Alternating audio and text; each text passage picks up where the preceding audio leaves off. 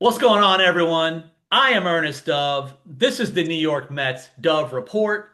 You can also, as always, find me on X at Ernest Dove for all things New York Mets, prospects, videos, interviews, and more. Today, my guest is one of the top prospects in the New York Mets organization. He's dominating at the AA level currently, leading the Eastern League in strikeouts, whip, opponent batting average, and ERA among all qualified pitchers in the AA Eastern League. He was recently named the Eastern League Pitcher of the Month in June. He also appeared in and threw a perfect inning in this year's minor league futures game. Let's talk Mets, pitching, life, and more with the one and only Jonah Tong. Jonah, how are you, my friend?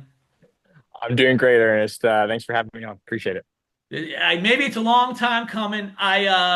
You tried to be all busy and stuff. I've been waiting about 3 weeks for this interview. I'm like, hey, I want to interview Jonah Tong. I'm like, he loves the idea. Oh, he's pitcher of the month. Oh, he's got a futures game. Oh, it's the All-Star break. Can you just wait it out, man? Sure, I'll wait.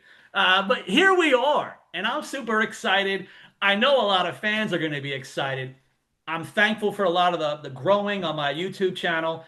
And you probably know by now how fierce Mets Twitter can be. So when you combine all that, a lot of people are going to be excited for this interview. So I want to get things going. I'm going to try to sound real professional because I waited so long. It ended up being the day after one of your starts. So thank God everything was cool. You dominated as usual. Let me at least professionally do a version of a post-game interview and ask you how you felt from last night or from your recent outing, depending on people when people watch this. Um, wow, what an intro that was. Yeah, I know. Hey, that's on me, right? Life comes at me fast, and hey, if you would have asked me last year, I would have absolutely said yes any day of the week. Good or bad, I still wouldn't have done this. Don't you worry. But no, yesterday was a lot of fun. I feel like there were a lot of things I accomplished, like just sticking to my plan. Faced these guys twice before, so this was the third time going through. Went with a goal just to go at them with my best stuff, see how they react, and make adjustments from there. I thought they did a good job with that. KP and I were on the same plan the entire time. He did a heck of a job behind the plate. And then, yeah, I mean, tried to work in a few sliders here and there because we're just trying to make adjustments to it. It's always going to be an ongoing thing with me. But when I picked some good spots, they were pretty effective. And yeah, honestly, I thought it was a really fun game. Big thing for me, the no walks. I know that's just I love to joke about that, but yeah, I thought it was a solid game overall. Obviously, some things we can always work on, but happy with it. Yeah, I think you almost saved me the question. I was going to mention the no walks because, command is always a thing. Everyone wants to know up and down the Mets organization about pitch command. But even, you know what? Speaking of pitches in general, even though a lot of people now are really getting to know Jonah Tong by the day at this point, can you still kind of do a version of an intro of yourself to hype yourself up? Just basically tell me or tell the audience your full assortment of pitches and then how you are on the mound. Ooh, okay. So I mean, for very basic stuff, I'm a right-handed pitcher. I'm a starter on a very talented double A staff, and honestly, a very talented organization. I've said it once, so I'll say it again. I think we're one of the best player developments. We have one of the best player developments in all of baseball, and I think this year is just showing that. A little bit into myself, I throw a ride cut four seam. It's my signature. It's kind of like my calling card. Had it ever since I was a kid, and just been developing it since. Um, I've had a good old 12 to 6 curveball. That's been my bread and butter again since I was a kid. Haven't used it that much this year, but when I need it, I do have it. Mhm. Um, I have a work in progress slider, just tweaking it, seeing what kind of shapes and what kind of best fits me and comfort. And then new-ish to this year is a Vulcan changeup. I originally learned the grip from a social media influencer named Robbie Rowland. He was a former player, I think with the Cardinals and Pirates, maybe, I think.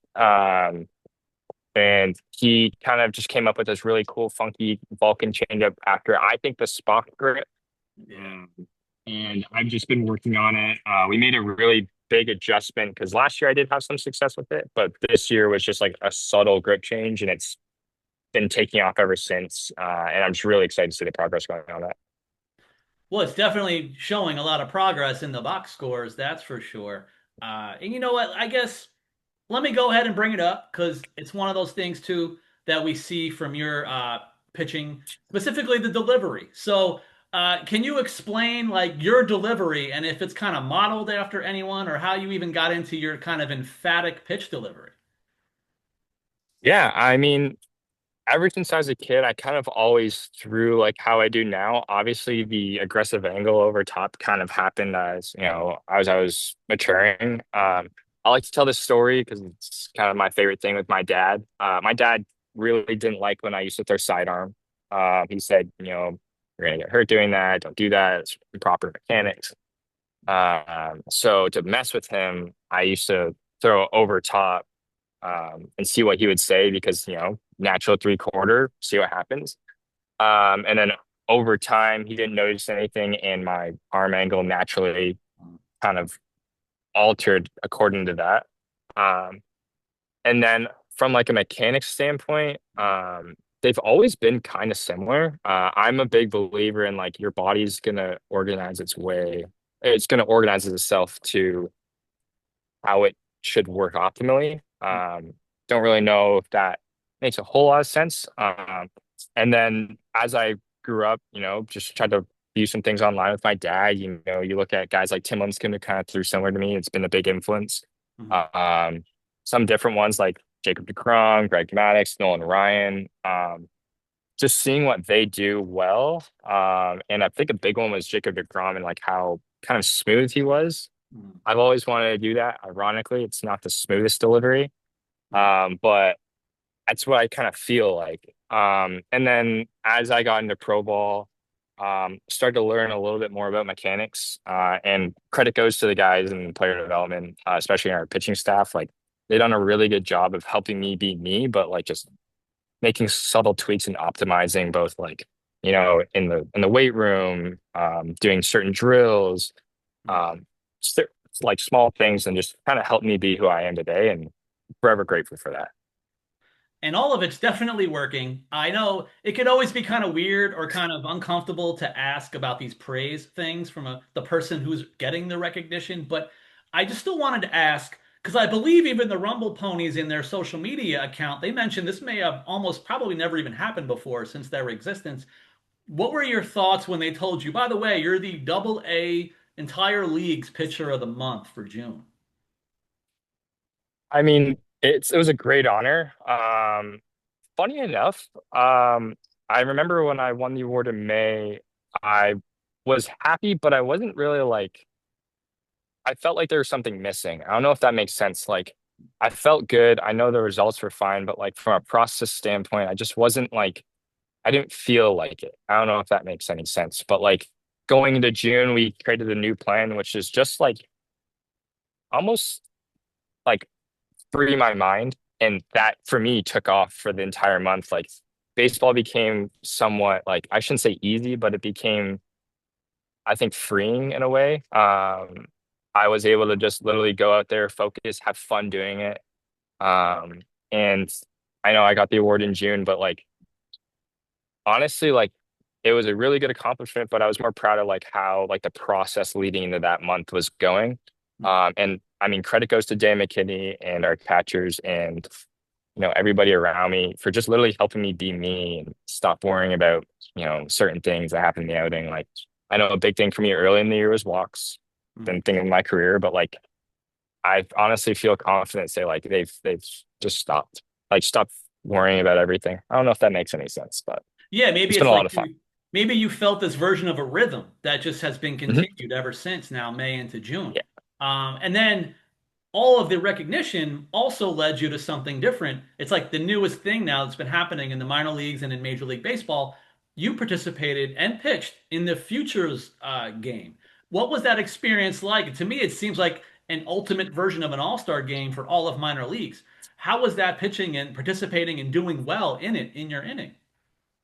That was an unbelievable opportunity, and I'm really excited that, I was able to go. There's a lot of people in our organization who are up for that, and I was just grateful enough to go. No, it was really cool. Um, Getting to go with somebody I knew, Carson, was a lot of fun, and just seeing some old friends like Hayden Harris, I knew since I was my senior at high school.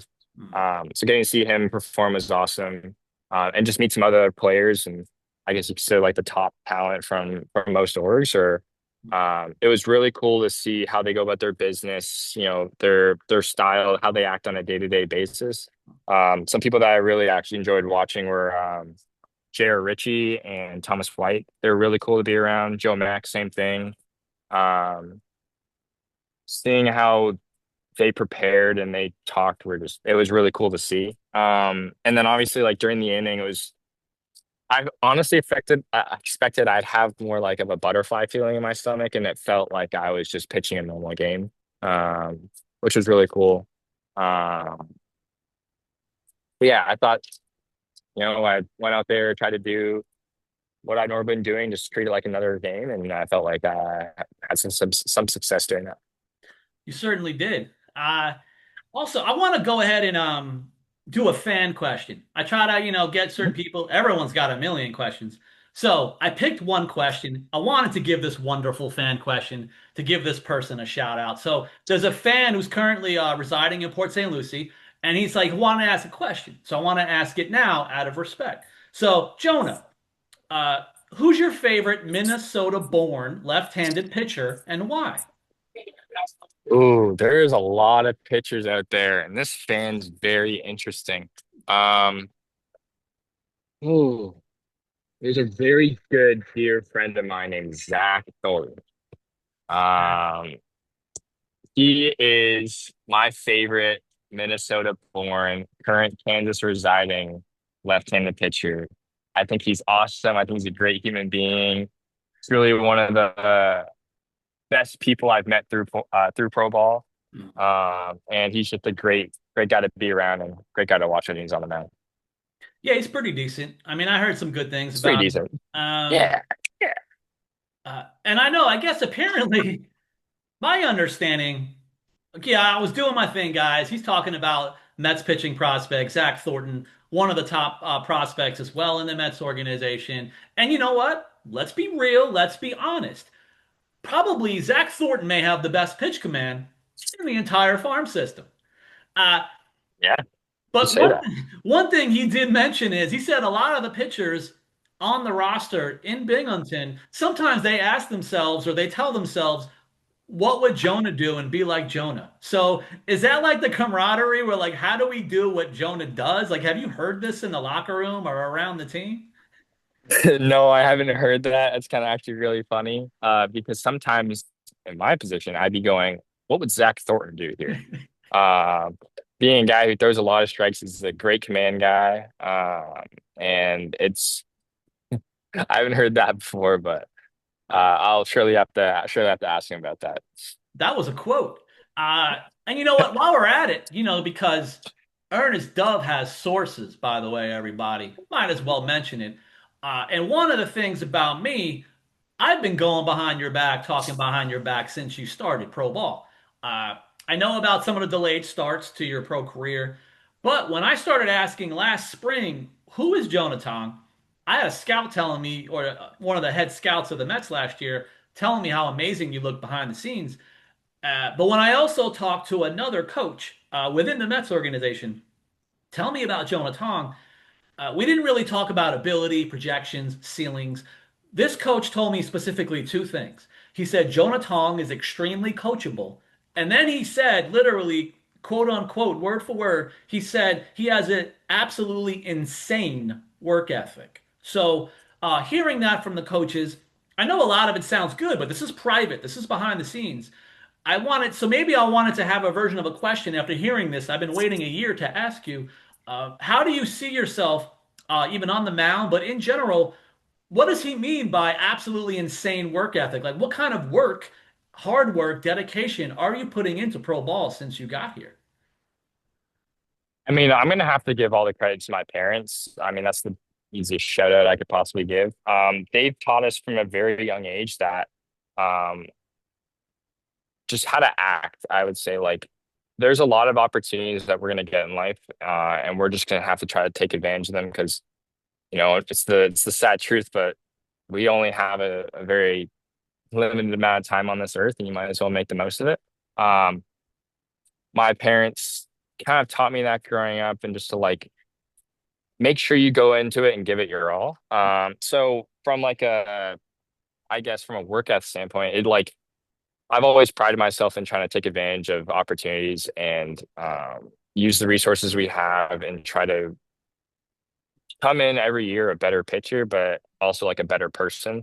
I think it's really easy to be a good guy. It's really easy to work hard because it's you have everything laid out in front of you. And then I guess from a pitching side, like I would say I'm a very quirky pitcher.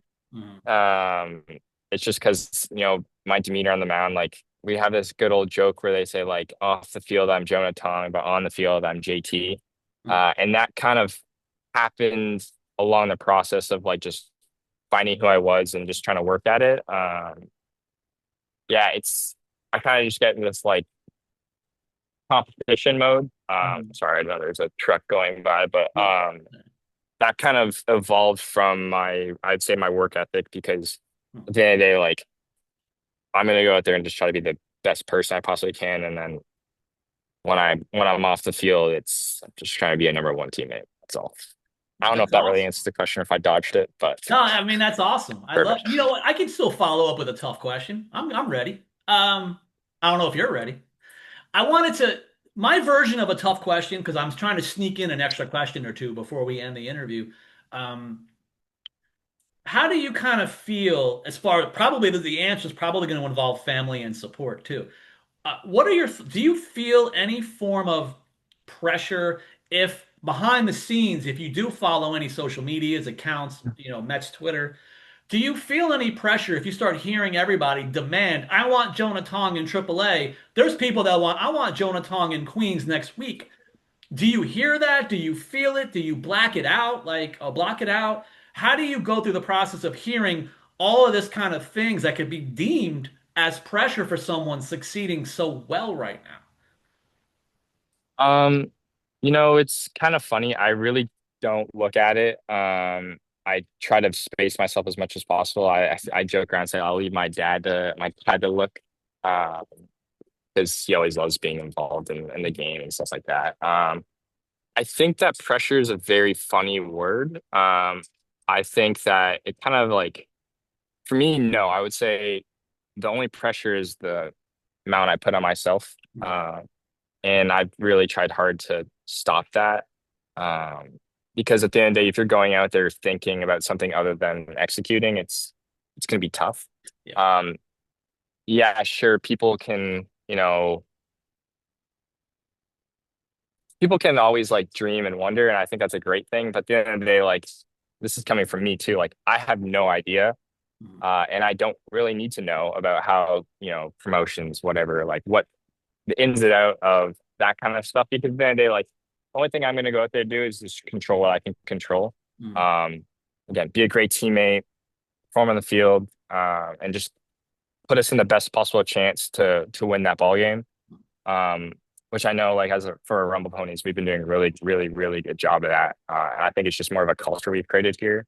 Yeah. Um, I think like yeah, pressure is a funny word. I don't feel any. I don't really look at much, and honestly, like I'm just really happy with the growth I've made, with the support I've had from our front office, from our player development, from my teammates. So there's nothing more I can really ask for from that perspective. That's awesome. And so yeah, before we start to basically wrap up and end the interview, I want to even give you the floor for a couple of minutes. If you can give some shout outs, they can be personal, family, professional. Uh, I know you've mentioned some people now throughout the interview. So if you can give some final shout outs, who are you thanking for helping to develop Jonah Tong, the person and player, and maybe like some of the other coaches, staff, teammates. Even you mentioned Kevin Parada now that I've heard multiple people talk about how well, because by the way, Kevin Parada's been hot right now offensively. And I've had now multiple pitchers talk about the successful version of throwing to him as well. So there's some combo stuff going on with a lot of praise of the team. And I know the Rumble Ponies are like 30 games over 500, which is decent. So I want to give you the floor for a couple minutes. If you can give some shout outs, if you want to hype anything in particular, whether it's just teammates, anyone else, or if you want to hype any social media, I'll give you the floor. Um, Thank you. I think that I'll just start off with the basics, right? Like KP has done an unbelievable job this year, especially behind the plate and at that game. His bat's really hot right now, so all the credit goes to him and the stuff that he's working on in the background. Um, it's awesome to throw to him. It's easy, it's fun, and there's a lot of work that we've done to, you know, put us in a position to have a lot of success. Matt O'Neill. Well, I mean, I think before he got promoted to AAA, it felt like he was catching almost every other game or every game I threw for a little short span. I really did learn a lot from him, not only from like a pitch calling standpoint, but like a mindset, right? Like going into every game, it was like having the faith to throw to him and the trust that he has in me to go out there and perform was awesome. Um, and I'm grateful for him. He's a hell of a catcher, hell of a teammate, and honestly, just someone I really looked up to during his time here, and really excited to see him, and hopefully at some point see him again. Um, from I guess from a pitching side, I mean, I could go top to bottom in our organization. Fortunately, I don't think I have enough time to go over everybody. Garrett Baker was my kind of first pitching coach that I've had.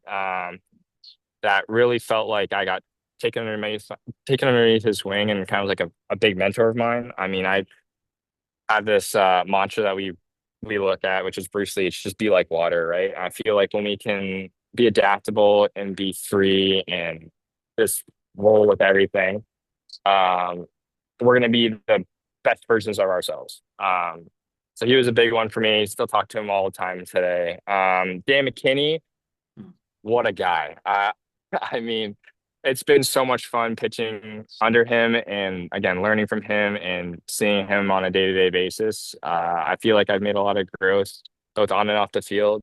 I think he's doing a really, really good job here. And man, he really knows his stuff. I think he doesn't get enough credit sometimes when it comes to that.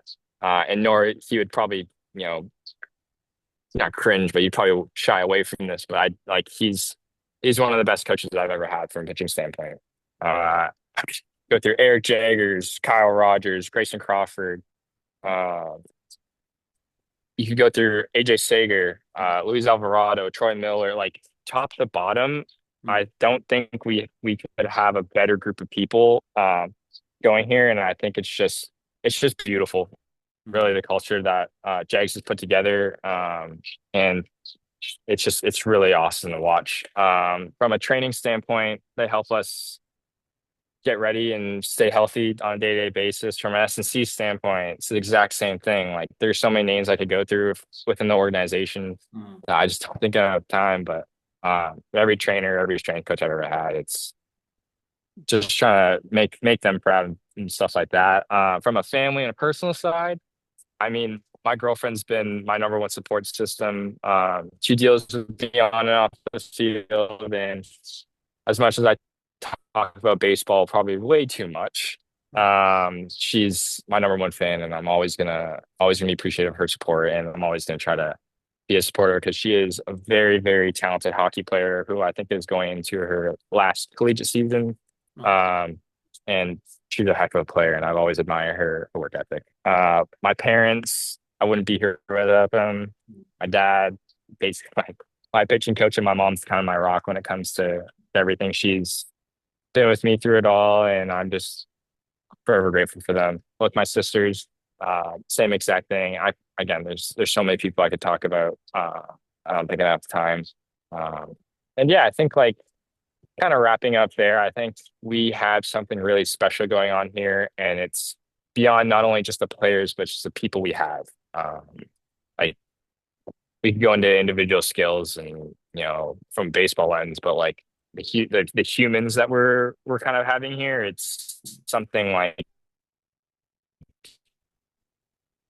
I've never seen such a talented group of people, but even just like better people off the field. And I wouldn't be here without them. Uh, and yeah, Well, thank you. that's And that's that's what I got. no, I appreciate it. So yeah, speaking of shout outs and appreciation, shout out to you. And I appreciate you for coming on the New York Appreciate it. Mets Dove Report as we continue to grow. I mean, you know, obviously, if everyone knows, this is Steve Cohen's favorite YouTube channel, by the way. So if everybody can keep that in mind, I'm going to try to keep the flow going. I'm hoping to do more and more interviews in the weeks to come for the rest of the season. And even as far as all the coaches. There's this guy named Jeremy Hefner who's pretty good as a pitching coach. Maybe you'll meet him pretty soon as well. So again, I want to thank you for your time. I want to thank everyone for continuing to support me and the channel. Usually I tell everybody, keep an eye on Jonah Tong, but I think it's too late for that. So continue to watch the progression of Jonah Tong would be my last final thing to say. So again, I thank you for your time and everybody, please subscribe to the channel. Thank you. Continue to see what happens with Jonah Tong, maybe even into the week, month, rest of the season, and maybe going into next season. Some interesting things might be here to come very soon for him with the Mets organization. I thank you for your time. I thank you for listening, everybody. Until next time.